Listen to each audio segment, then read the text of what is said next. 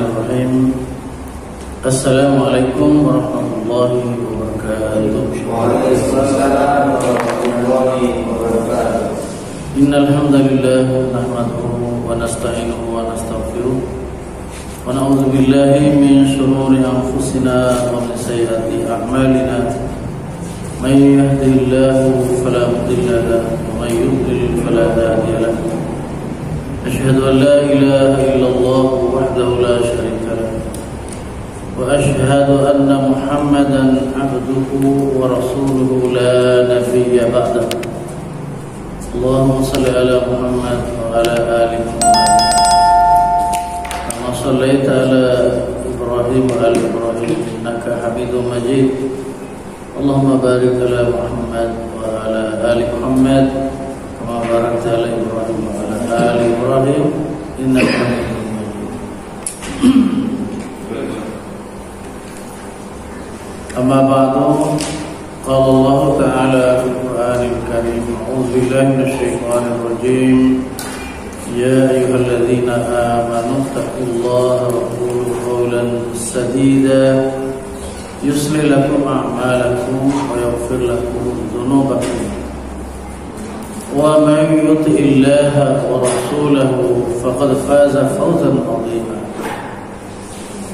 Wa qala Rasulullah sallallahu alaihi wasallam, fa inna ahsanal hadithi kitabullah wa khairal hadyi hadyu Muhammadin sallallahu alaihi wasallam wa syarrul umuri muhdatsatuha wa kullu muhdatsatin bid'ah wa kullu bid'atin dhalalah wa kullu dhalalatin finnar. Para ikhwan akhwat rahimakumullah,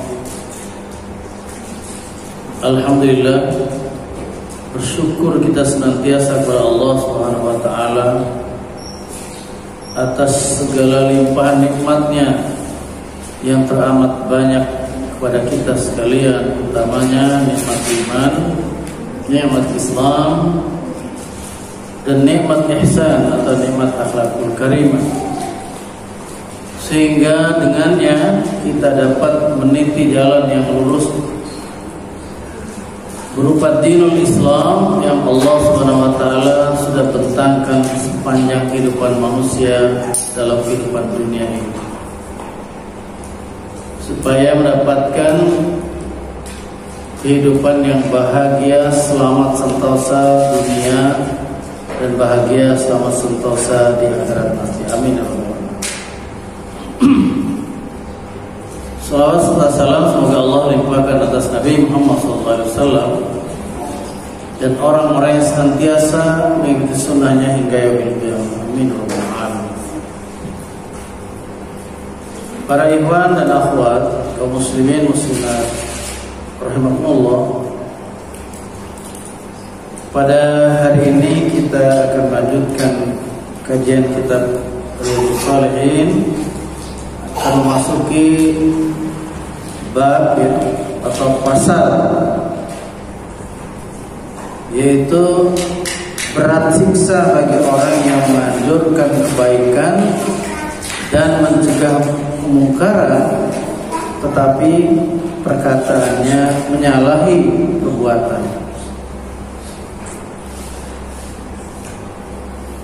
Diawali dengan firman Allah Subhanahu wa taala yang tertera di dalam surah Al-Baqarah pada ayat ke-44. A'udzu billahi minasy syaithanir rajim. Atamuruna an-nasa bil birri wa tansawna anfusakum wa antum tatluna al-kitaba afala ta'qilun. Artinya, apakah kamu menyuruh orang-orang berbuat kebaikan, padahal kamu melupakan dirimu sendiri, sedangkan kamu sudah membaca di dalam Alkitab, di dalam kitab Allah SWT, afala ta'qilun, apakah kamu tidak berakal? Para ikhwan akhwat kaum muslimin muslimat rahimakumullah, itu ayat yang pertama yang ditampilkan di dalam bab ini. Yang kedua adalah firman Allah SWT di dalam surat As-Saff pada ayat yang kedua. Qala Allah Ta'ala, a'udzubillahi minasyaitonir rajim, ya ayyuhalladzina amanu lima taquluna ma la taf'alun, kabura maqtan 'inda Allahi an taqulu ma la taf'alun. Yang artinya, hai orang-orang yang beriman, mengapakah kamu berkata apa yang tidak kamu perbuat? Sungguh besar murka Allah jika kamu berkata apa yang tidak kamu perbuat, tidak kamu lakukan.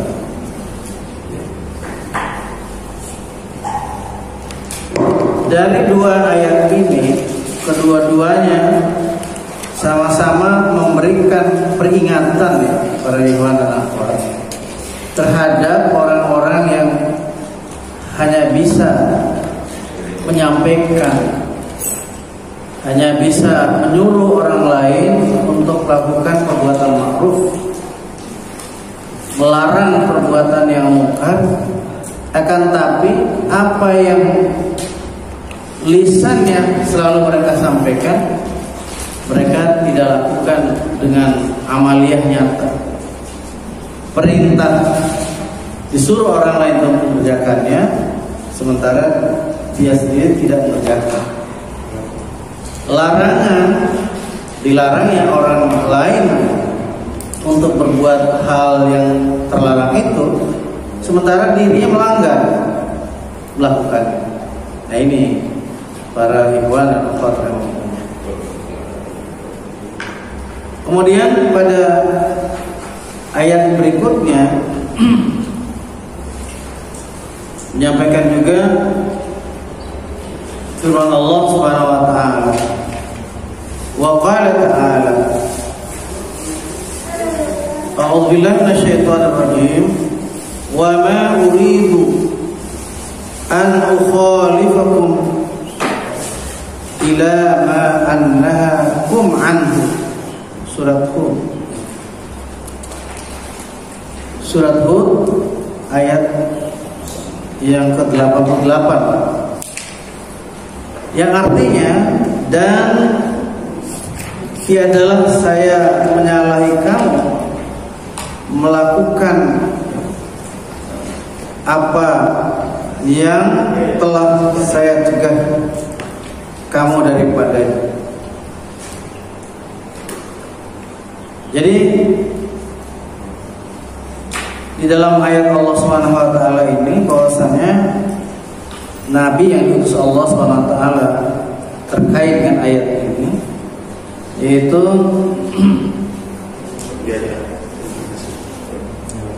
tidak menyalahkan perbuatan-perbuatan yang dilakukan oleh pengikutnya, kecuali yang sudah disampaikan apa yang telah dicegah kepada umatnya.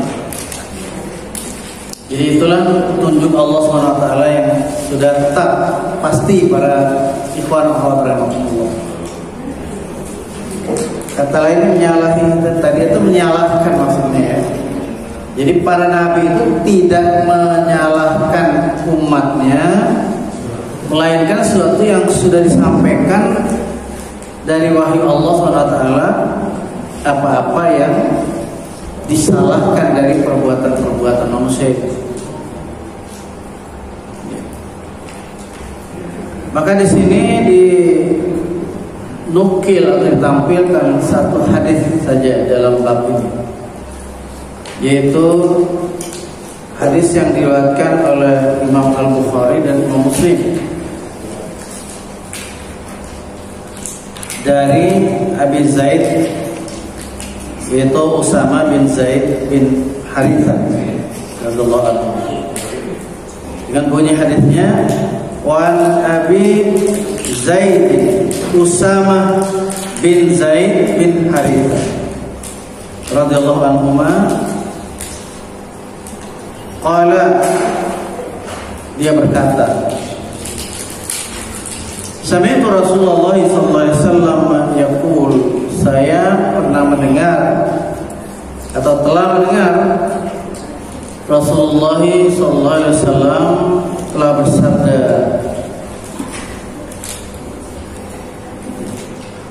yaqulu, beliau bersabda, yu'ta birrajuli yaumal qiyamati, didatangkanlah atau dilempar gitu ya, dimasukkanlah seseorang pada hari kiamat, yaitu dilemparkan kemana?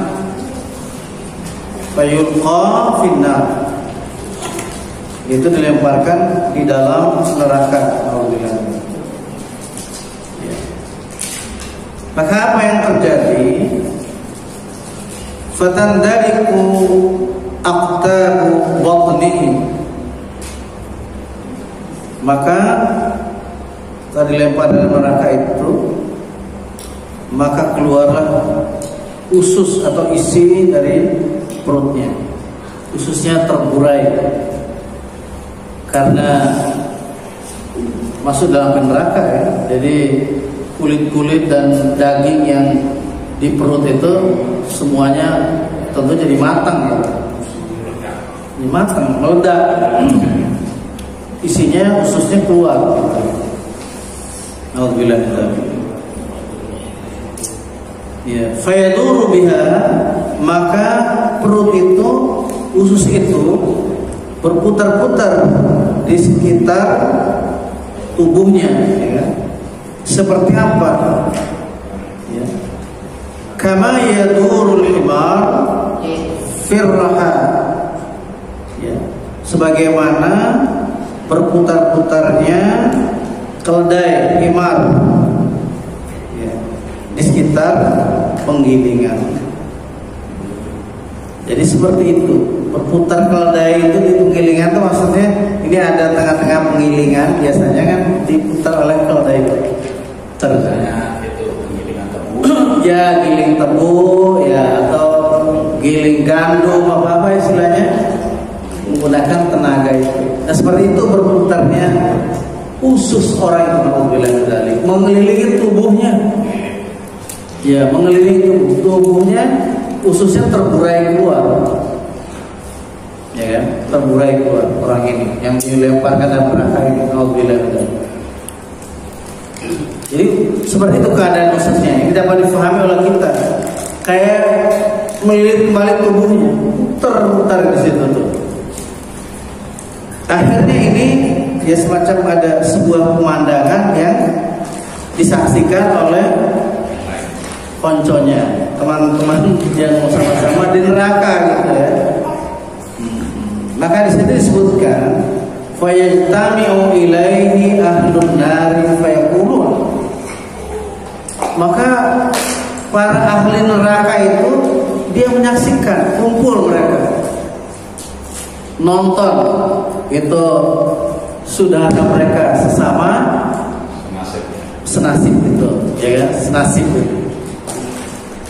Kenapa mereka berkumpul? Kiranya mereka ini heran, gitu maksudnya pada Bapak Ibu, ikhwan akhwat. Kalau yang pada keumumannya orang di neraka itu karena nyata-nyata melakukan hal maksiat yang kasat mata gitu ya. Ketangkap kamera kalau sekarang ini ya, kerekam kamera. Dan ini tidak, orang yang lain gitu ya. Fayaqulun, lalu mereka pun bertanya kepada si fulan ya, seorang rajul tadi, laki-laki tadi yang masuk dalam neraka. Ya fulan, malak? Wahai fulan, apa sebenarnya yang menyebabkan kamu seperti ini? Alam takun ta'muru bil ma'rufi wa tanha 'anil munkar? bukankah kamu ini dulu waktu di dunia dalam hal ini kami menyaksikan kamu, itu maksudnya ya. Di dunia dulu melakukan apa? Ta'muru bil ma'ruf wa tanha 'anil munkar. Kamu melakukan amar ma'ruf nahi munkar di sini. Nyuruh orang berbuat yang ma'ruf, melarang orang berbuat kemungkaran, dari kemungkaran. Fayaqulu, maka menjawablah atau berkatalah si fulan yang dilempar dalam neraka tadi, bala, iya benar, iya benar, bala itu ya. Kuntu amur bil ma'rufi wala atihi. Aku memang menyuruh orang berbuat ma'ruf, tapi aku tidak melaksanakan perbuatan yang aku suruh itu. Wa anha 'anil munkari, dan aku juga mencegah dari perbuatan munkar. Wa atihi, tapi aku justru mendatangi, justru melakukan perbuatan munkar itu. Jadi ini boleh dibilang di lain di mulut, lain di pekerjaannya. Ada juga istilah lain di mulut, lain di hati, Pak ya. Nah, ini lain apa yang diomongin, lain perbuatannya. Seperti sabab nuzul daripada ayat di surat As-Saff, surat 61 ayat 2 tadi dan ayat 3. Jadi para sahabat sebagian sahabat, mereka itu sebelum ada kewajiban diperintahkan berperang, sebelum kataba alaih al-qital atau kutiba alaihimul qital, difardukan atas mereka kitab, itu sudah dilarang oleh Nabi. Tahanlah tangan kalian dari berperang. Artinya jangan cari-cari musuh. Nah, gitu. Seperti orang yang panasan ibaratnya, karena lihat gelagat kelakuan orang-orang musyrikin, dia ingin bergerak sendiri tanpa menunggu komando dari Rasulullah SAW. Maka dalam Al-Quran di surat An-Nisa itu kita dapati, tidakkah kalian perhatikan mereka yang dilarang oleh Nabi, jangan kalian menggerakkan tangan, tahanlah tangan kalian untuk berperang. Tapi mereka tetap petentang-petenteng, istilahnya seperti orang yang baru latihan silat, baru dapat beberapa jurus, pengen bertanding dengan siapa saja, pengen nyoba hebat. Padahal disuruh Nabi, tahan tangan kalian dari berperang. Jadi kalau sudah diajak oleh orang-orang musyrikin berperang, itu baru itu adanya panggilan atau difardukan untuk berperang. Tapi ketika datang sesungguhnya panggilan berperang terhadap mereka tadi, justru mereka itu berpaling, malah meminta pada Allah, ya Allah, kenapa gak diundurkan beberapa saat saja ini perang, jangan sekarang. Karena apa? Karena ciut hati mereka itu kalau sudah menghadapi kenyataan. Makanya ini termasuk salah satu ya sabab nuzul daripada surat As-Saff tadi. Ya ayyuhalladzina amanu lima taquluna ma la taf'alun. Hai orang beriman, kenapa kalian berkata sesuatu yang kalian tidak lakukan?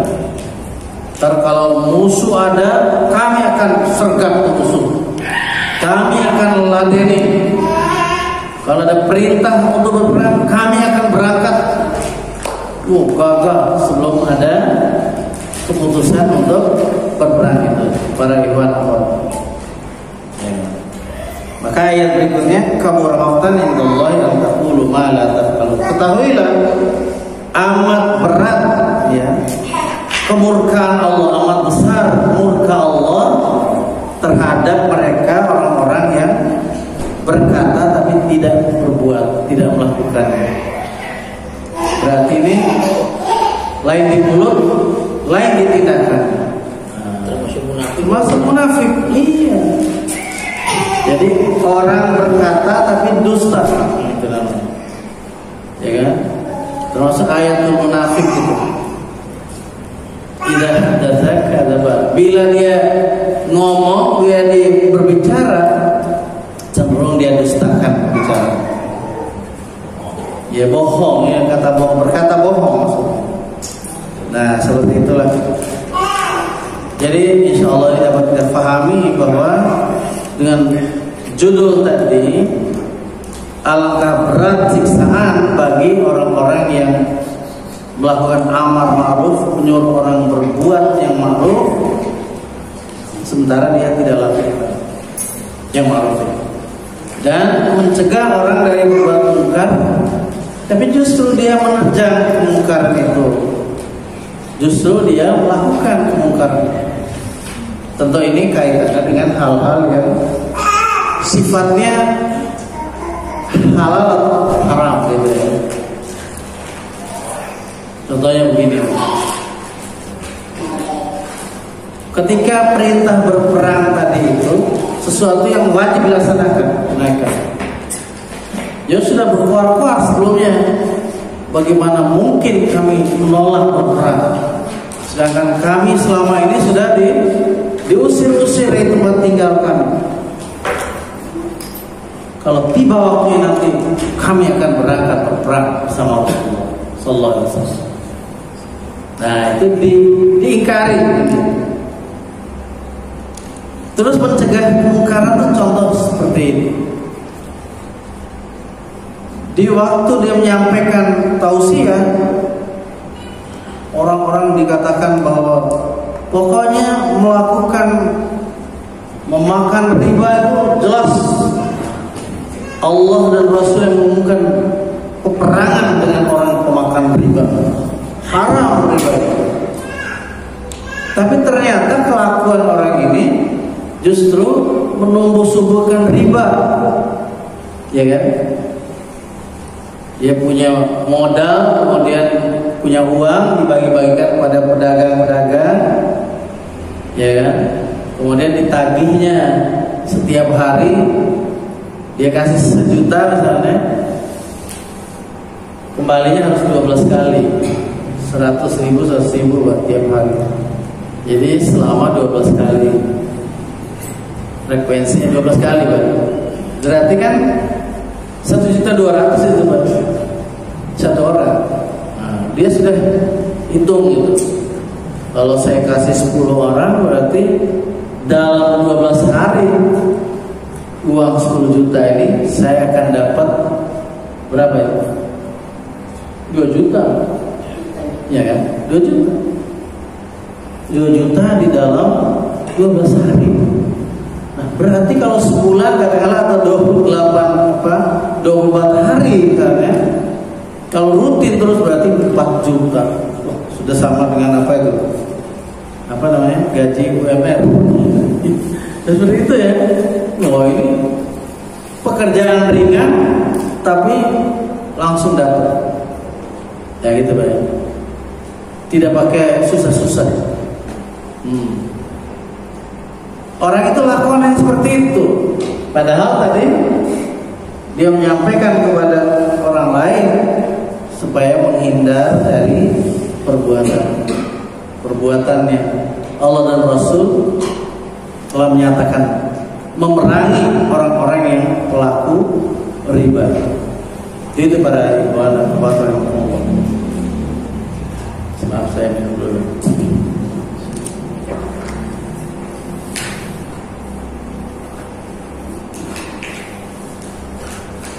Sekarang kita akan masuk ke bab berikutnya, yaitu perintah untuk menunaikan amanat. Perintah menunaikan amanat. Firman Allah yang ditampilkan yang pertama adalah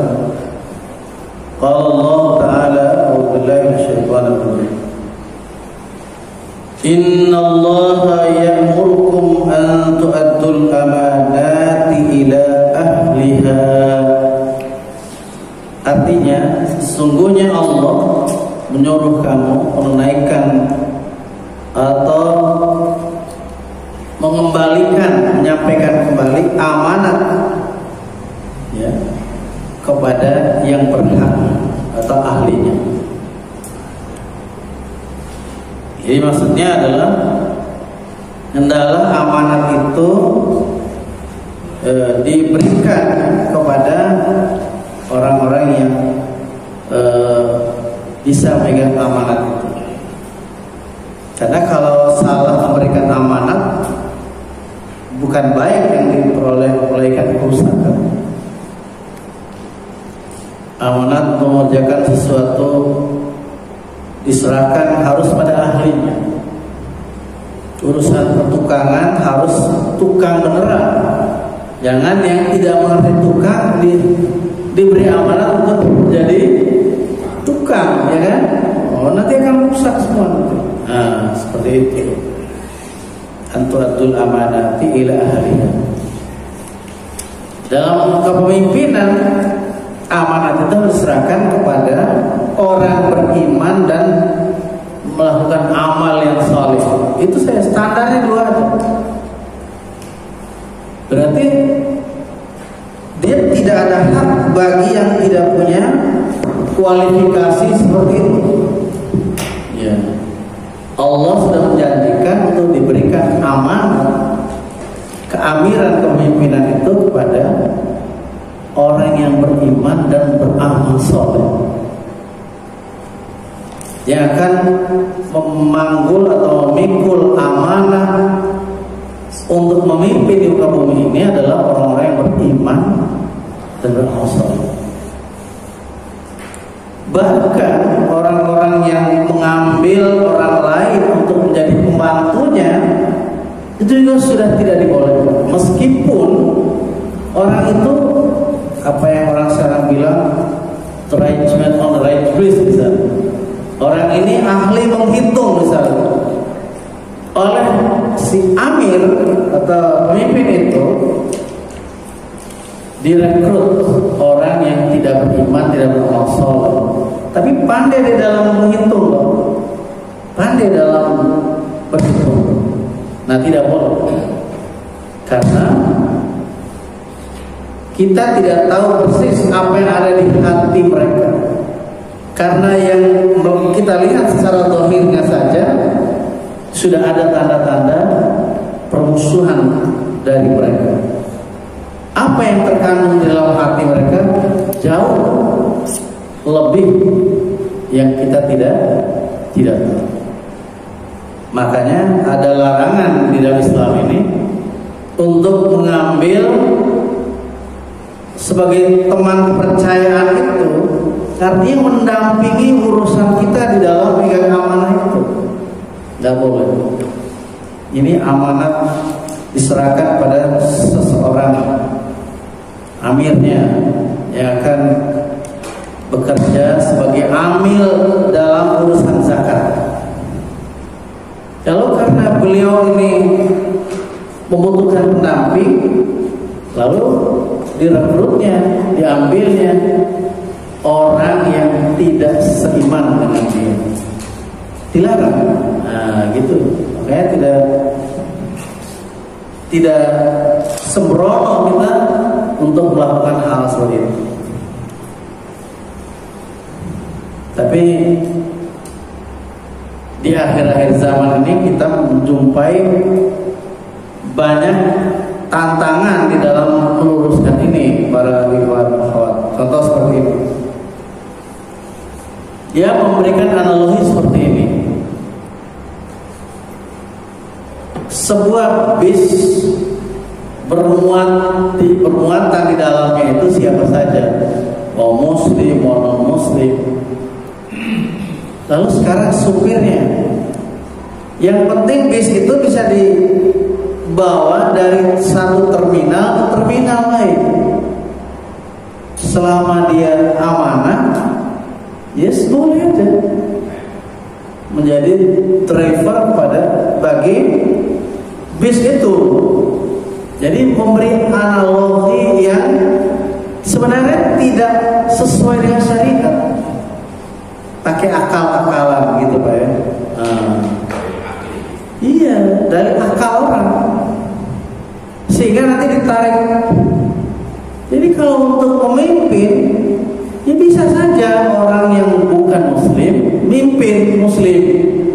Yang penting dia taat aturan, taat hukum yang disepakati, yang orang-orang menyebutnya konstitusi gitu Pak ya. Nah, tinggal konstitusi ini diridhoi Allah atau tidak, ini nggak diteliti lagi. Kalau yang ada di Al-Quran ini, itu sudah jelas, ini sudah dari Allah SWT. Hukum-hukumnya sudah jelas. Tentang halal haram yang harus ditetapkan sudah jelas. Ya, tentang hukuman bagi pelanggaran orang yang berbuat dosa, yang harus mendapatkan apakah kisos atau hukum had, ya, apakah hukum jildah atau jilid, semuanya sudah ada. Ya itu dengan alasan asal melakukan keadilan boleh katanya, walaupun orang yang tidak muslim. Nah ini hati-hati. Doa inilah salah satu penyakit dari sekian banyak penyakit ya di dalam kehidupan akhir zaman ini. Ya, banyak ya. Seperti munculnya bahasa pluralisme itu ya, pluralisme. Hidup itu katanya nggak harus clear satu aja. Makin banyak clear dan warnanya, nah itu makin bagus tuh itu. Jadi jangan menonton warna tuh hijau aja, merah saja, biru saja, pokoknya harus clearnya banyak. Jadi memang ditarik-tarik, dipadan-padankan, gitu Pak. Kalau plural dalam arti satu kehidupan, misalkan di Indonesia ini berbeda-beda, dari warna kulit yang putih, bahkan kulit merah, kulit coklat, sawo matang, hitam dan lain sebagainya, itu tidak apa-apa. Tapi kalau sudah sampai masuk ismanya, pluralismenya, nah itu berbahaya. Karena orang menyimpulkan ya semua agama jadi sama saja. itu tuh kalimatnya, itulah yang arah daripada pluralisme. Dan semua akan masuk surga semua. Semua agama itu benar, kata orang yang berhaluan pluralisme. Itu perlu diwaspadai. Jadi itu salah satu penyakit di dalam perkembangan dakwah Islam ini, tantangan dakwah para imam. Baik, kita lanjutkan. Kalau tadi ada dalam surat An-Nisa ya, ayat yang ke-58. Makanya dalam sebuah hadis Rasulullah SAW bersabda, apabila amanat itu diberikan pada yang bukan ahlinya, tunggulah kerusakan, kehancuran. Idza wusidal amru ila ghairi ahlihi fantadhir as. Bila satu perbuatan diamanatkan pada orang yang bukan ahlinya, tunggulah kehancuran. Gitu. Jadi bagaimana nanti orang yang tidak suka dengan hukum Allah lalu harus berhadapan dengan urusan umat di dalam soal hukum, sementara dia sendiri tidak suka dengan hukum Allah. Itu tidak mungkin dia berhukum dengan hukum Allah, itu maksudnya diantaranya gitu Pak. Orang yang suka dengan perbuatan yang dilarang Allah itu tidak mungkin mencegah orang yang berbuat yang dilarang Allah itu. Allah melarang yang namanya minuman keras. Allah melarang khamar, ya, maisir, judi, mengundi nasib, menyembelih tujuan untuk dipersembahkan pada berhala. Allah sudah nyatakan itu perbuatan rijsu min amali syaitan, najis dari perbuatan syaitan.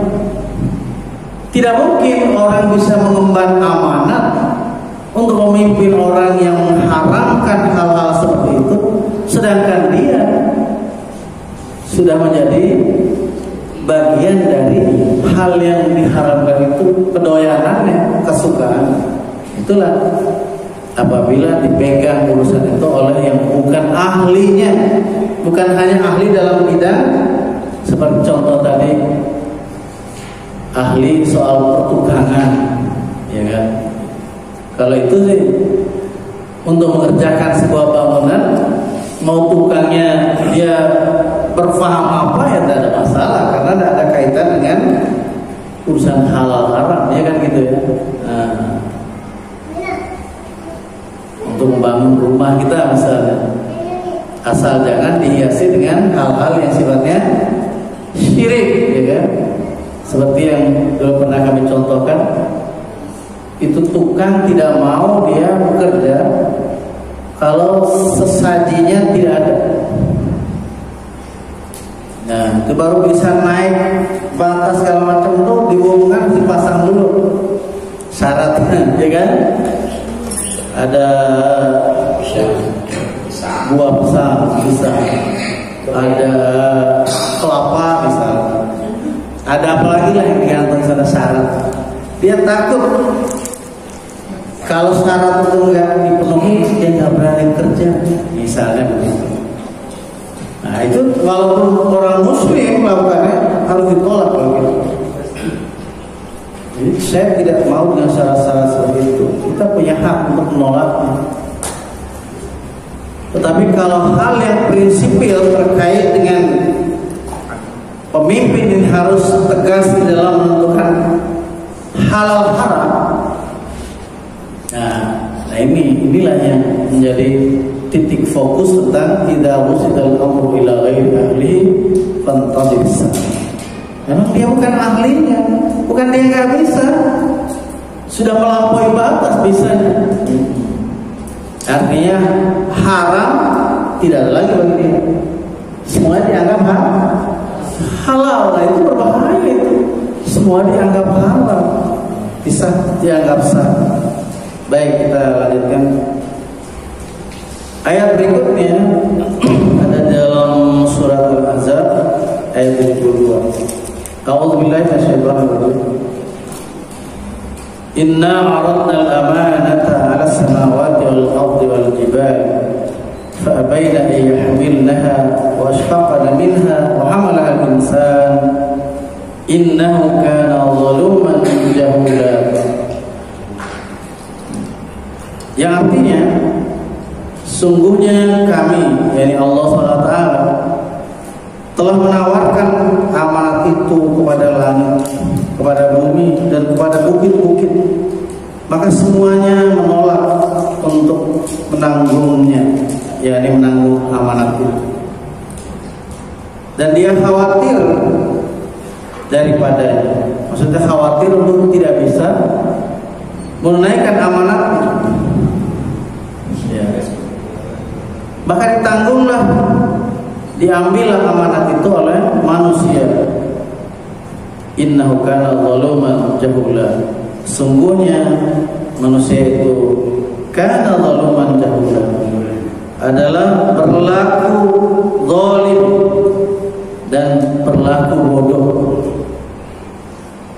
Jadi zalim di sini artinya berlaku aniaya, tidak mengelola bumi yang diamanatkan ini untuk kebaikan, atau tidak mengelola amanat Allah, agama ini supaya orang bertindak untuk kemaslahatan hidup, tapi di bawahnya jalan yang bengkok. tidak dibawa sesuai dengan yang sebenarnya.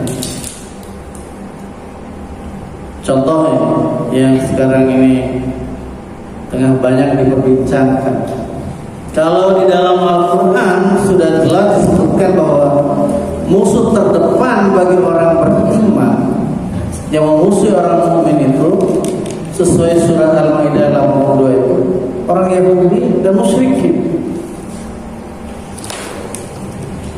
Dan banyak ayat yang melarang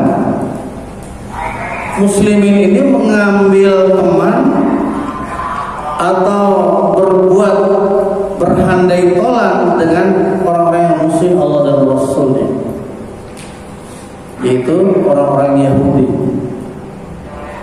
Akan tapi karena nafsu dunia manusia, nafsu yang diperturutkannya, maka ada sebagian orang yang rela melukai perasaan saudaranya yang sedang sekarang ini dibunuh oleh musuh-musuh Allah dan musuh muslimin itu.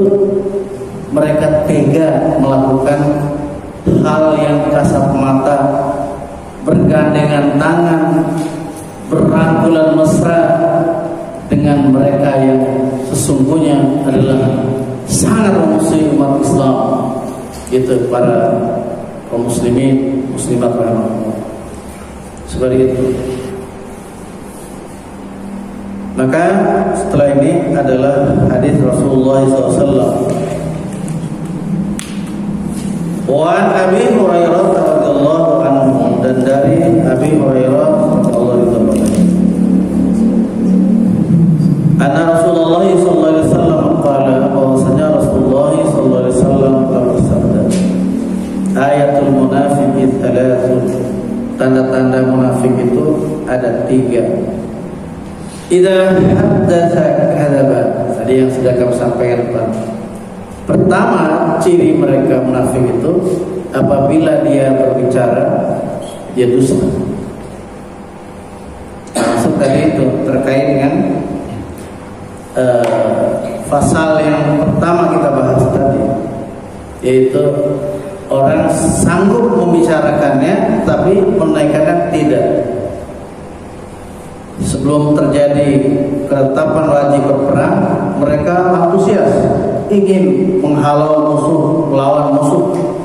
Tapi ketika datang waktunya ditetapkan wajib mereka berperang bersama Rasulullah SAW untuk menghadapi kekejaman musuh, maka mereka menjadi penakut, sehingga takutnya kepada manusia itu lebih takutnya kepada Allah Subhanahu wa taala.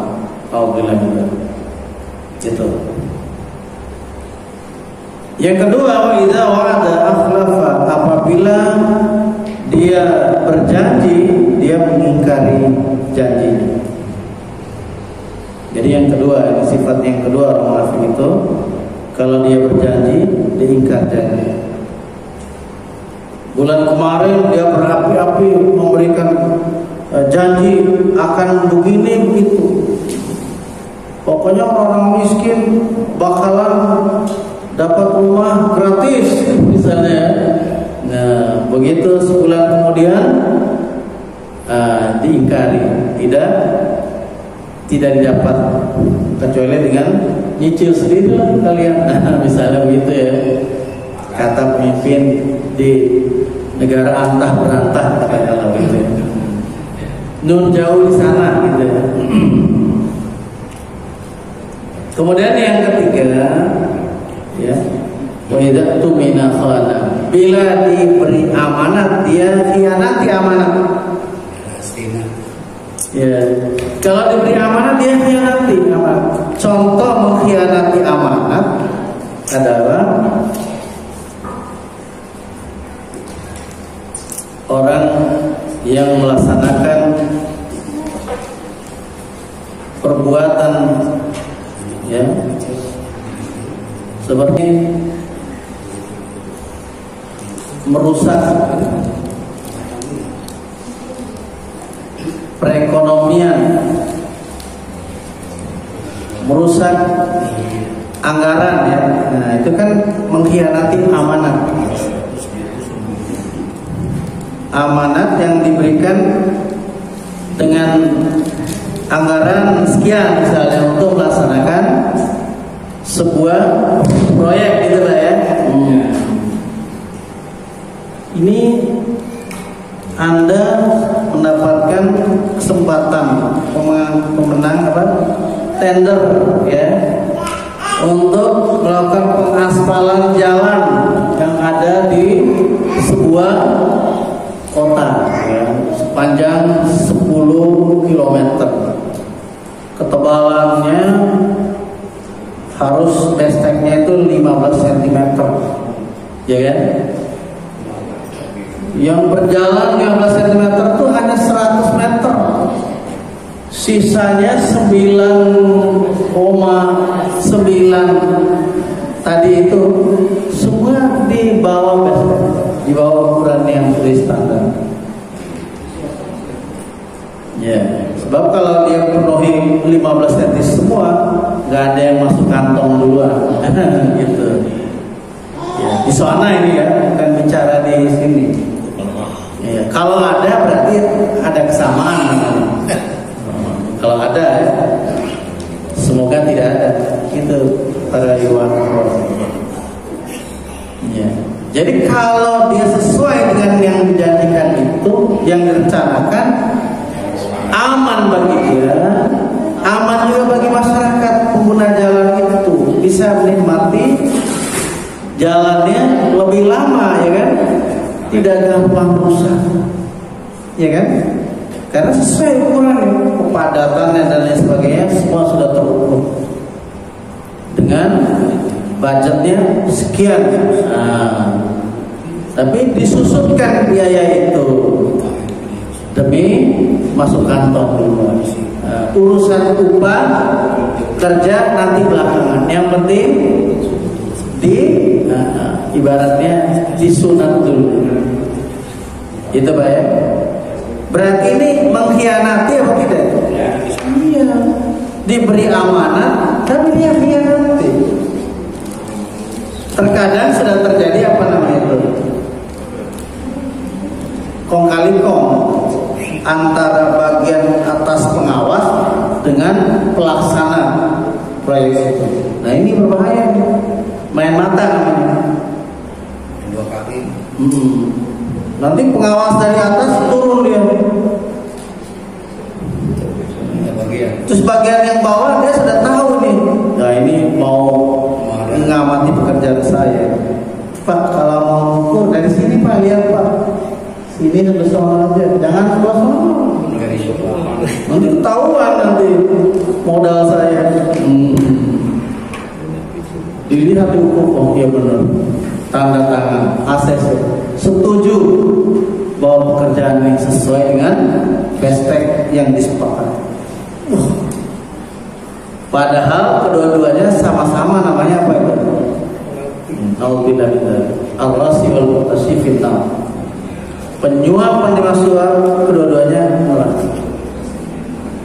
Jadi yang ngasih di atas juga setuju dengan kerusakan orang yang merusak amanat, yang menerima amanat juga sudah terjadi kong kali kong dengan yang memberi amanat. Nah, terus bagaimana ini? Gitu. Alasannya apa? Kalau sendiri-sendiri itu salah. Tapi kalau dilakoni secara berjamaah kesalahannya, kan dosanya bagi-bagi. Aduh, kok kayak seperti itu ya menyimpulkan. Berarti ini cara berpikir yang tidak sesuai dengan ketentuan syariat. Berarti termasuk bagian yang spiris nih, sekuler nih namanya cara berpikir. Yang penting dunianya dulu beres, soal akhirat urusan nanti. Padahal apa yang kita lakukan di dunia ini, inilah yang akan berefek nanti di akhirat. Karena yang akan dihisab itu bukan urusan akhirat, urusan dunia. Jadi bukan akhirat itu nanti, salah. Kata orang-orang yang salah satu dari sivilis tadi, sekuler tadi itu, yang penting dunia ini kita bisa jalanin aja dulu aturannya. Urusan nanti di akhirat entar gitu loh. Bagaimana mau entar? Kaitannya sangat erat dan bisa dipisahkan. Justru agama ini mengatur supaya kita ini benar dalam menata kehidupan ini. Orang yang di pikirannya tidak lurus, diluruskan dengan agama ini. Yang tadi mau merusak perjalanan proyek yang seharusnya jadinya bagus, ini jadinya setengah hati ini. Ya, baru 3 bulan udah rusak. Padahal menurut rencana segala macam itu harus tahan lama, kuat gitu ya. Bikin jalan gitu, berapa besinya? Segede-gede tiang besinya. Tapi hanya semeter pinggir, di tengahnya besi kecil-kecil segini, bisa ganti. Jadi orang lihat mantap jalan ini, besinya segini-gini, sama begini. Padahal di dalam sih kecil-kecil, dilas, disambung, ya kan? Untuk jalan.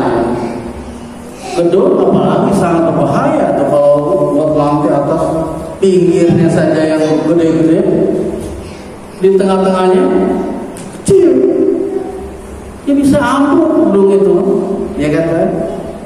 Berarti tidak aman, berbahaya. Lah ini. Apalagi terkait dengan pelaksanaan hukum di dalamnya, karena lemahnya pelaksanaan hukum di dalamnya dalam satu kepemimpinan, maka semua seakan-akan jadi boleh dan terasa indah gitu. Kubu syahwat itu terasa indah begitu, indah sekali. Jadi bermain-main dengan hal-hal yang diharamkan Allah itu dijadikan sesuatu hobi, kesenangan. Ya, jadi memakan makanan yang haram itu dijadikan kebiasaan, kesenangan. Nah itu ajaran dari sekularisme itu. Pokoknya nggak usah dikait-kaitkan urusan agama. Ini soal proyek, jangan pokoknya.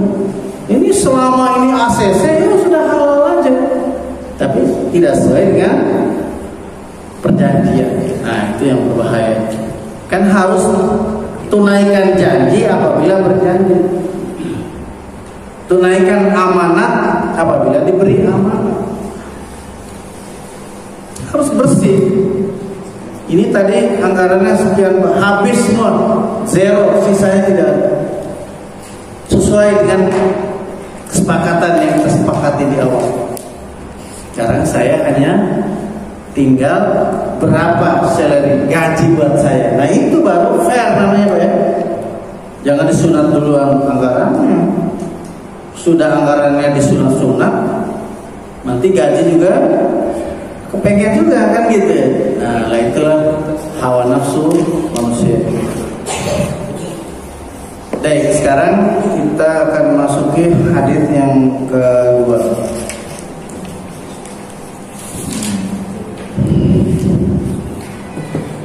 Silakan mungkin Bapak baca dulu Amin ya. Koordinator ya. Paman sudah hidayah Fatu ini Yamani radhiyallahu anhu qala haddatsana Rasulullah sallallahu alaihi wasallam haditsaini ra'aytu ahadahuma Qad ra'aytu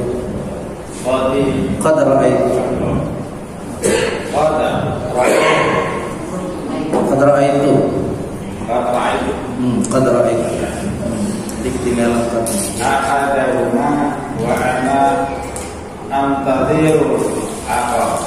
Ya. Hadatsana amanata nazalat fi jadri qulubi rajah. Qulubi rijal. Summa nazala Quran wa'alimu minal Quran wa minal Qur'ani wa'alimu minas sunnati. Tsumma haddatsana ar-raf'il amanati ya ar-raf'il amanati faqala ya namur rajulu naumata fanuqbatul amanatu min qablihi fayadhallu atharuha mithla athari majli kajamrin dakhraja mislal waqti mithla athari majli. Kok ini udah ya kelewat ya? Ada yang di atas dulu. Oh, dari min qablihi itu Pak. Yang atas sudah kelewat tadi. Ya namur rajulu an-naumata fanuqbatul amanatu min qablihi fayadhallu mithlal waqti. Ya, Mithlal waqti. mithla asari. Enggak. Mithlal asar itu yang bawa. Mithlal waqti. Itu ya. Mithla Al-waqti. lawang. Mithlal waqti. Coba diterjemahkan dulu sampai situ. Ya. Dari Husaifah bin Al-Yaman radhiyallahu anhu, ia berkata Rasulullah SAW bercerita tentang dua peristiwa. Yang pertama saya sudah mengetahui kenyataannya, sedangkan yang kedua itu saya masih menunggunya. Pertama, beliau berbicara bahwa amanat itu datang ke lubuk hati manusia. Kedua, turunlah Al-Quran, maka mereka mau mempelajari Al-Quran dan Sunnah. Kedua, beliau menceritakan tentang dicabutnya amanat, yaitu ada seorang laki-laki yang sedang tidur, kemudian dicabutlah amanat itu dari hatinya, sehingga sisa sedikit saja. Kemudian ia tidur lagi, maka tercabut pula sisa amanat itu, dan yang ada hanya bekasnya seperti bara api yang terinjak telapak kaki dan menimbulkan bekas. Sedangkan kamu melihat bahwa di situ tidak apa-apa. Sambil memberi contoh, beliau lalu mengambil batu kecil dan diinjak dengan kakinya. Setelah itu orang-orang seperti biasanya berjual beli, tetapi tidak terdapat lagi orang yang jujur atau amanat. Sehingga kalau ada seseorang yang dapat dipercaya dan mendapat ujian, alangkah sabarnya, alangkah terbitnya, dan alangkah padanya. Pada menurut beliau di dalam hatinya tidak sedikit pun terselip keimanan walau sebesar biji sawi. Husaifah berkata, sungguh saya telah mengalami suatu masa di mana saya tidak memilih orang dalam berbaikat. Berjual beli. Bila ia seorang muslim, ia patuh dan taat kepada agamanya. Apabila ia Nasrani atau Yahudi, ia takut kepada hukum negara. Adapun ini saya tidak bisa mempercayai dalam berbaikat kecuali pada si fulan dan si fulan. Tetap lakukan alim. Terima kasih, Pak. Jadi ini sebagian-sebagian dulu kita pahami. Tapi insya Allah ini sudah secara global kita sudah pahami tadi, Pak ya. Ada dua hal yang oleh Rasulullah SAW disampaikan kepada Hudzaifah bin Al-Yaman ini.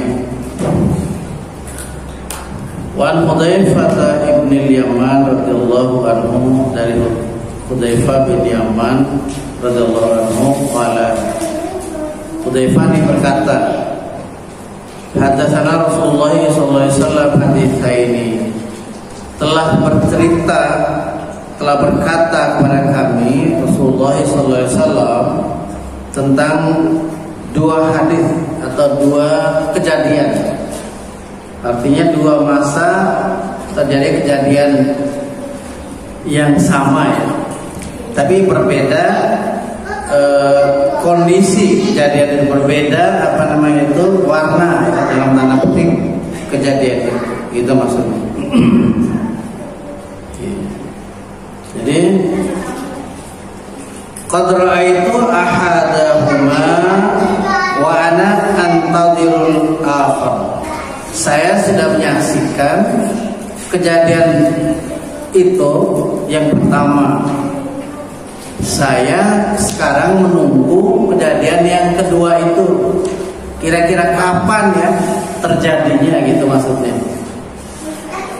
Kejadian pertama itu dia saksikan, diantaranya tadi di akhir hadis itu ya, bahwa asal orang muslim kalau kita berjual beli ya, itu nggak usah pilih-pilih, semua sama kelakuannya, semua sama, jujurnya sama, ya kan?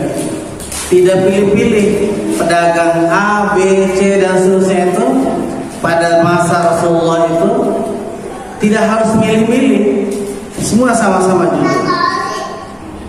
Tapi nanti kata Nabi bahwa sulitnya mencari orang yang jujur di dalam berdagang itu, berbai'ah tadi itu harus dicari dulu siapa orangnya, sehingga sampai orang mengatakan bahwa ini si fulan sana itu kalau dagang tuh jujur, dia nimbang bagus gitu ya, sesuai timbangan dia itu dengan contoh di rumah kita, timbangan kita timbang ulang, kita berhitung sama dia sampai di rumah timbangannya bagus, orangnya sabar betul, orangnya zuhud, orangnya tidak terlalu ingin kekayaan ya, pokoknya dia jujur lah. Beda sama yang lain-lain ini, ingin kaya mendadak. Kalau nimbang itu sesuatu yang dia jual rata-rata kurang, gitu ya, gitu maksudnya. Yang belum terjadi itu Pak. Kalau dia dagang yang namanya apa itu, tepung ataupun gandum, ya kan, beras, itu bagus. Kalau zaman Nabi tidak perlu pilih-pilih, asal muslim semua sama. Nah ini nanti zaman fase kedua itu orang yang hanya waktu tidurnya saja istilahnya itu sudah berkurang kualitas dari amanah tadi gitu Pak. Itu maksudnya hadis yang panjang yang dibacakan tadi, bahwa hari ini dia masih bisa itu berlaku jujur. Ketika dia tidur, besok bangun lagi, dia sudah berubah lagi caranya. Ini kalau untung cuman segini nih, dagang buah, gimana caranya dagang buah ini kita politiki orang yang membeli gini Pak. Ini ayo beli harganya sekian, bagus orang ini. Begitu lengah orang beli, buah yang dikantongin sama orang yang beli ini segera ditukar. Di sini udah dicantel dulu sebelah sini nih, orang tempat lain, nggak di sini. Ya, langsung dikasih plastiknya sama, warnanya hitam semua, ya. Padahal ini yang sudah dipersiapkan ini banyak, ada yang busuknya, ada yang kecil-kecilnya dan lain sebagainya. Nah itu sudah tidak amanah di dalam soal berjual beli. Begitu ya para bapak dan ibu, saudara-saudara sekalian ya, tentang hadis ini ya. Jadi ketika dia tidur, nah makanya kita sambung, kita baca ada hadisnya ya. Wa ana antadhirul akhar. Saya menunggu yang kedua. Ya, haddatsana annal amanata nazalat fi jadri qulubir rajuli fi qulubir rijali thumma nazalal Qur'an. Jadi amanat itu masih terpatri dalam hati seseorang, kemudian turun Al-Qur'an, fa'alimu minal Qur'an wa alimu minas sunnah. Kalau mereka belajar dari Al-Qur'an dan belajar dari contoh sunnah Nabi Muhammad SAW. Ya. Summa haddatsana an raf'il amanati. Kemudian beliau juga menceritakan tentang diangkatnya amanah. Ya, amanah itu sudah mulai dicabut. Tidak ada lagi orang yang bisa amanah kecuali hanya beberapa orang saja gitu Pak ya. Faqala yanamu ar-rajulu an-naumata fatuqbadul amanatu min qablihi fayadallu atharuha mithlal waqt. Jadi ketika dia bangun dari tidurnya yang tadi itu, maka tidak tersisa lagi amanah itu kecuali tinggal sedikit, seperti bengkak di badannya yang hanya berisi air, seperti orang yang kena dibakar itu ya. Tsumma yanamu naumata fatuqbadul amanatu min qablihi fayadallu atharuha mithla asaril majri. Ya, kajamrin dakhrajtahu ala rijlika. Jadi ketika dia bangun itu maka tersisa tinggal sedikit, seperti orang yang menginjak bara api kemudian berjendol sedikit, segitu aja gitu besarnya amanat yang masih tersisa itu. Gitu. Fanafiqa fatarahu muntabiran wa laysa fi syai'. Kamu melihat dia ada bengkak itu, tapi sebenarnya tidak ada sesuatu di dalam, kosong saja, hanya air saja, bukan menambah gitu, tapi istilahnya itu kosong, lompong gitu. Ya. Kemudian Rasulullah SAW ya, akhadha satan fadakhrajaha ala rijlihi fayusbihun nasu yatabaya'una. Kemudian beliau mengambil kerikil, lalu beliau injak kerikil itu. Bekasnya itu, nah seperti itulah keadaannya, bahwa orang-orang di akhir zaman nanti itu tentang amanah itu hanya sedikit itu saja, gitu lah. Fayusbihun nasu yatabaya'una fala yakadu ahadun yu'addil amanata hatta yuqal.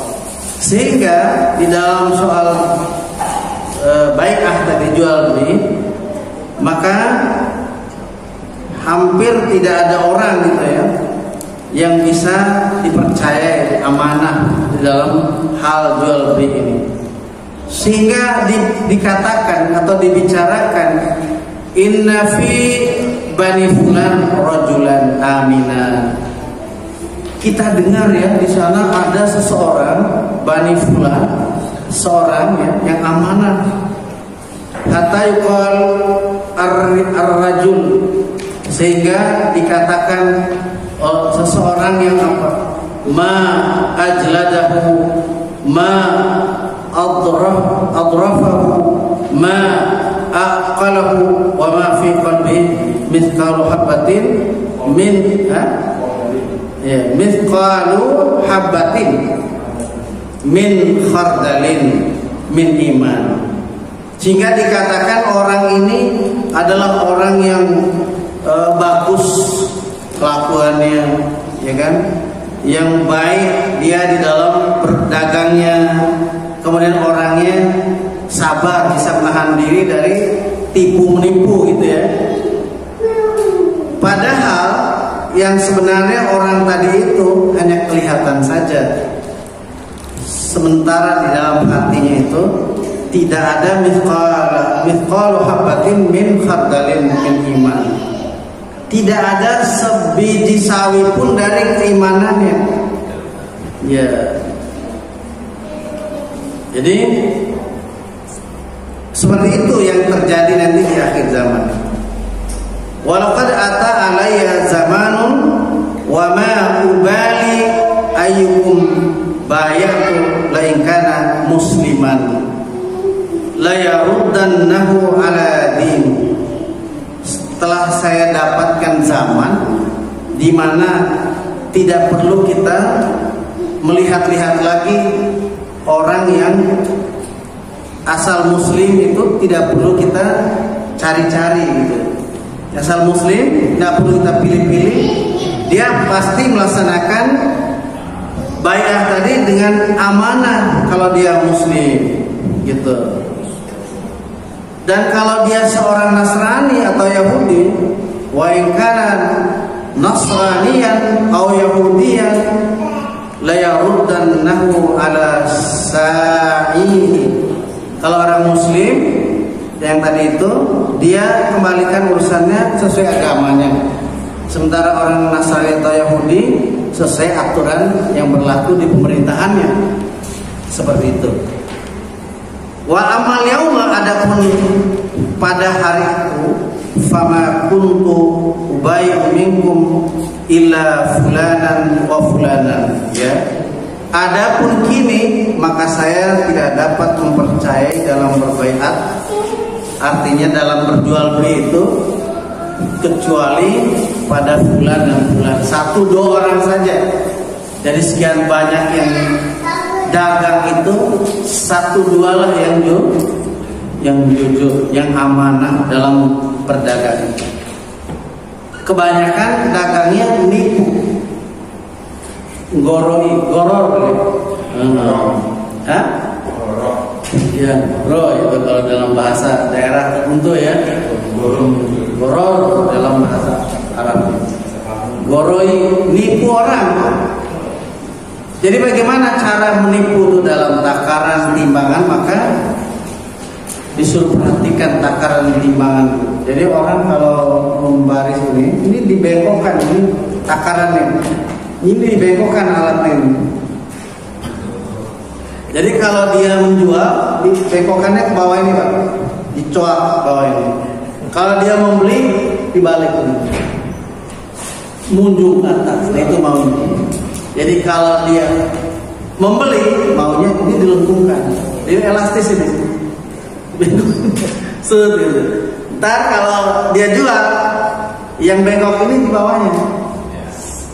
Orang tidak melihat, sekian ons itu hilang, gitu. Jadi ini nipu namanya. Ada yang nimbang sengaja di bawah tempat untuk menaruh barang yang ditimbang itu. Ya, takarannya itu ditaruh sesuatu yang memberatkan. Kasih apa itu? Iya. Di takaran ini juga bisa, makanya harus ada terawulan yang namanya liter. Alat literan itu oleh mantri pasar zaman dulu tuh diawasi keliling, diukur dari atas ke bawah ini berapa layaknya sampai ke dasar ini. Oh segini, ternyata begitu diukur dalamnya cuma segini Pak. Ya kan gitu ya. Oh selisihnya jauh sekali. Ternyata setelah diketok-ketok keluar ininya, las-lasannya itu. Mungkin di lem atau model sekarang bisa, lem yang kuat tuh bisa nggak kelihatan. Sama-sama besi plat dibikin ya lingkaran sama dengan ini, jadi deh, ya kan? Hah? Apa itu? Pakai timah ya lemnya. Masih bisa kelihatan kalau timah. Kalau betul ini di bawahnya kasih alas dulu sekian, ya setengah senti atau apa, tinggal dilem tinggi nggak kelihatan, nyaru sudah, ya kan, buat nakar gitu.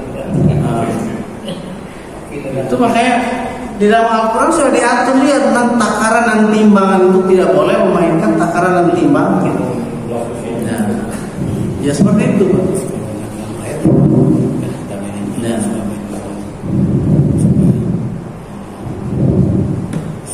Ya baiklah Bapak-bapak sekalian, mungkin sampai hadis ini karena ini waktu sudah hampir jam 3 ya. Sampai hadis yang nomor 2 aja dulu Pak ya. Mungkin ada pertanyaan terkait dengan dua judul ini. Yang pertama sudah tuntas, pasal pertama sudah. Pasal kedua yang berikutnya. Hadis ini yang siratnya susahkan itu. Kalau disebutkan bahwa untuk melakukan amar ma'ruf nahi munkar kan sangat tidak besar. Tapi kadang ada beberapa yang bisa dia tidak jalanin, dia ngomong tapi nggak jalanin. Jadi kalau parodi apa itu jargon ya soal iso ngajar orang iso nglakoni. Nah, ini bisa kadang orang apa bisa. Jangan dilihat orangnya yang ngomong, tapi lihatlah ucapannya atau sifat ucapan itu baik atau enggak. Jadi ungkapan itu seperti apa? Cocok nggak sih tetap seperti yang dikatakan dari hadis tersebut? Jangan lihat orangnya, lihat ucapannya bahwa ucapannya bagus. Tapi orangnya nggak lakoni, orang itu taruhlah tidak bersyariat. Oh iya, kalau terkait dengan undur maqala, undur maqala wa tandur maqala. Jangan lihatlah yang diucapkan benar apa salah gitu ya. Jangan lihat orangnya. Itu benar hadisnya. Jadi jangan karena orang itu perlente penampilannya, gagah, disegani, perkataannya selalu dipercaya. Padahal dia tuh berkata bohong. Sementara orang yang penampilannya biasa-biasa, cenderung tidak terlalu populer orangnya, tapi berkata benar, dianggap mah nggak apa, ayo ini omongan tidak laku ini. Nah itu maksudnya kalimat itu. Adapun ini terkait dengan tidak mau melaksanakan sesuai dengan yang diamarkan pada orang lain, itu lain persoalan lagi. Baik orang yang dipandang remeh ataupun yang orang yang dimuliakan tadi itu, dia ngomong tapi tidak sesuai dengan kelakuannya, perbuatan. Dia nyuruh orang semua harus pergi sholat Jumat. Dia tidak mau pergi sholat Jumat. Orang itu misalnya contoh aja itu. Ditanya, ini kemana itu? Orang yang nyuruh dari sholat Jumat sudah pergi, kemana dia? Sholat Jumat di Mekah. Kita sholat Jumat di sini misalkan jam 12. Di Mekah saat jam 12 ini belum sholat Jumat. Masih 4 jam lagi mau sholat Jumat, kan gitu ya. Ya terus naik pesawat yang berapa kecepatan yang sehingga dia bisa sholat Jumat di sana ya. Ya kan? Ini biasanya itu penipuan, ada unsur penipuan gitu. Ya kan? Iya, pemahaman seperti itu. Jadi dia cepat dari sini ke luar negeri itu tanpa naik kendaraan seperti pesawat. Jadi intinya mereka itu mau nyaingin bahwa Rasulullah SAW bisa diperjalankan Allah minal Masjidil Haram ilal Masjidil Aqsa. Lah ini mereka juga harus lebih bisa dari itu, direkayasa cara-cara akal-akal seperti itu. Itu termasuk khurafat. Iya, termasuk khurafat ya. Iya, maksud hal-hal yang buat nipu-nipu orang. Iya. Terus terkait orang yang melakukan amar ma'ruf nahi munkar tidak melaksanakannya sendiri, itu adalah hal yang sifatnya wajib dan terkait dengan halal haram. Dia ngomong sama orang-orang ini haram, tidak boleh nih, tidak boleh. Tapi dia melakukan memakan yang haram. walaupun dia nggak makan langsung. Haram. Pokoknya kita kalau yang namanya kurban itu artinya membersihkan diri kita, sifat kehewanan kita segala macam gitu ya. Ada itu yang nyampe begitu ya, Pak. Tapi dia memakan juga dari hasil kerjasama berkorupsi tadi itu Pak ya. Berarti dia menerjang apa yang dia bicarakan tadi di depan jamaah dalam berkhutbah di Idul Adha itu. Seorang ada gitu ya. Pokoknya sifat kebinatangan dihilangkan. Nah, tapi dia bisa melakukan hal-hal yang melanggar syariat, yang justru memakai sifat kebinatangan yang tadinya dia cegah orang lain. Nah ini bahaya. Itu Pak. Ya. Ada yang lain lagi? Mari Pak. Siapa? Dalam surat Ibrahim ayat 21 yang berbunyi A'udzubillahi minasyaitonirrajim. Bismillahirrahmanirrahim.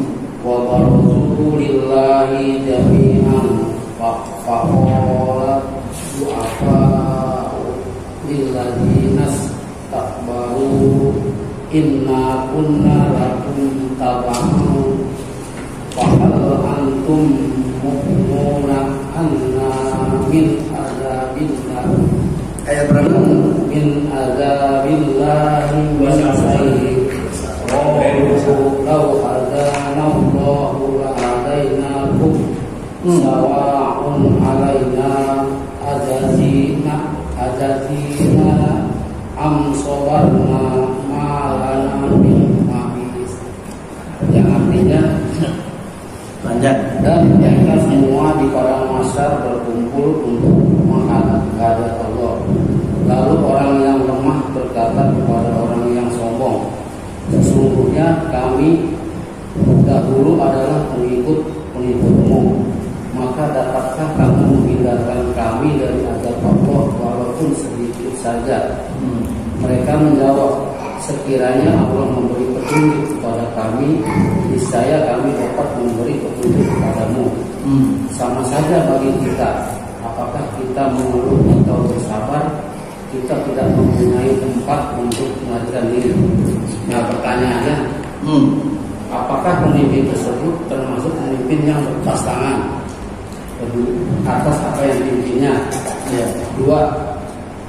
Dan apakah pemimpin tersebut termasuk pemimpin dari golongan munafik? Demikian Ustaz. Baik, alhamdulillah.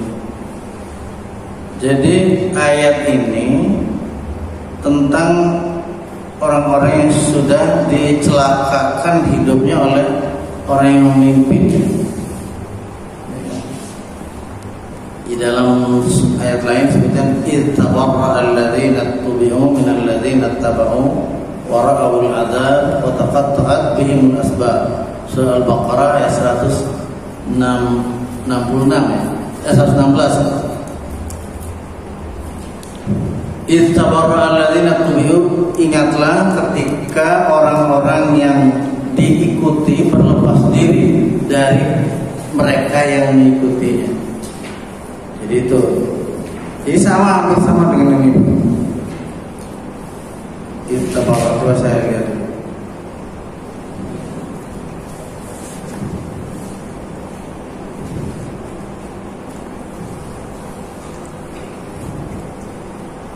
Ayat 166 Al-Baqarah.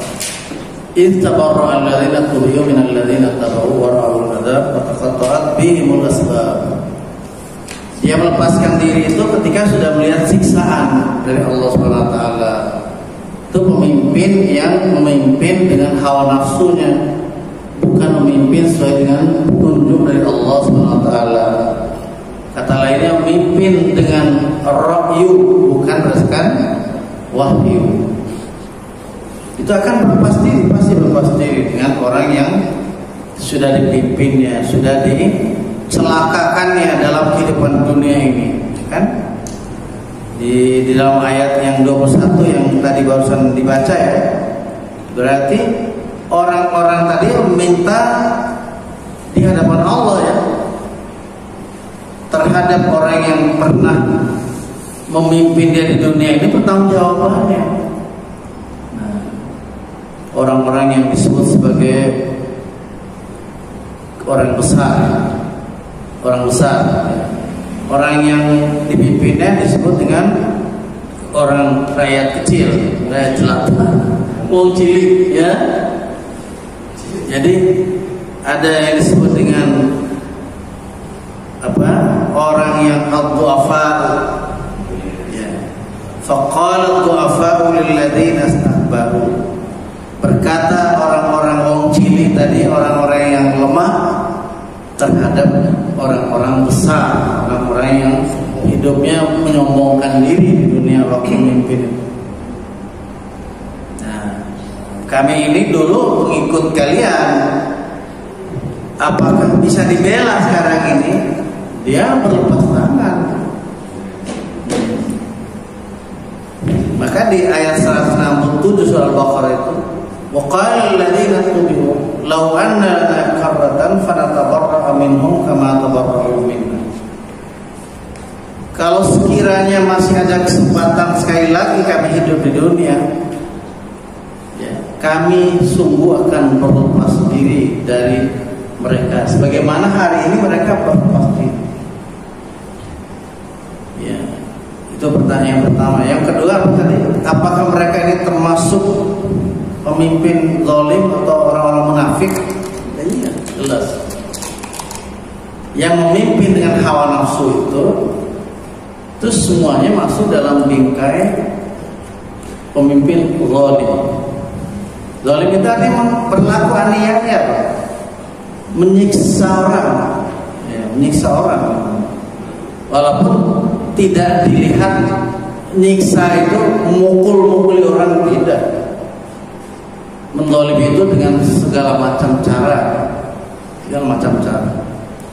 dibebaninya manusia dengan pekerjaan, nah, kemudian gajinya dipotong-potong untuk ini, untuk itu dan lain sebagainya, dengan alasan yang menurut mereka saja masuk akal. Bagian punya haknya merasa dirugikan, dizalimi dan lain sebagainya. Seperti itu.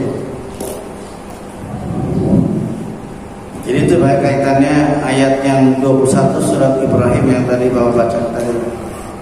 Jadi percuma katanya kita ini mau cencong di sini ya, mau gontok-gontokan atau kita mau akur sekarang, ini sama aja kita bakalan sama-sama mendapatkan siksa dari Allah SWT. Ya bahkan nanti akan oleh Allah SWT mereka itu katakanlah dilarang, jangan kalian bikin di hadapan aku ini cengcong atau apa istilahnya, cekcok ya. Ya, satu sama adu mulut ya, antara orang-orang yang dhaif, orang-orang yang duafa tadi dengan orang-orang yang pembesar-besar. Bahkan di ayat lain juga salah satu yang bisa menggelincirkan manusia dari jalan yang benar itu adalah kubara, pembesar-pembesar mereka. Gitu. Kami telah mengikuti mereka, tapi mereka telah mencederai, mencelakakan kami. Ya. Makanya ada permintaan orang-orang yang sudah dicelakakan itu. Rabbana arinal ladaini adallana minal jinni wal insi naj'alhuma tahta aqdamina liyakuna minal asfalin. Wahai Rabb kami, perlihatkan pada kami dua manusia dan jin itu yang telah mencelakai kami di dunia itu, telah memimpin dan mencelakakan kami, tidak bisa menjalankan agama ini dengan benar. Tunjukkan pada kami ingin orang di bawah telapak kaki kami. Kata lainnya, kami mau injak-injak ini mereka itu. Liyakuna minal asfalin, supaya dia menjadi orang yang hina, yang sangat rendah di hadapan Allah. Gitu ya. Saking kesalnya orang-orang yang ditipu dalam kehidupan dunia. Itu para ikhwan Allah. Jadi demikian para ikhwan kaum muslimin. Karena ini sudah jam 15.06, siap untuk sholat ya. Mungkin kita batasi dulu di sini. Hadza Allah yang berkahin. Assalamualaikum warahmatullahi wabarakatuh.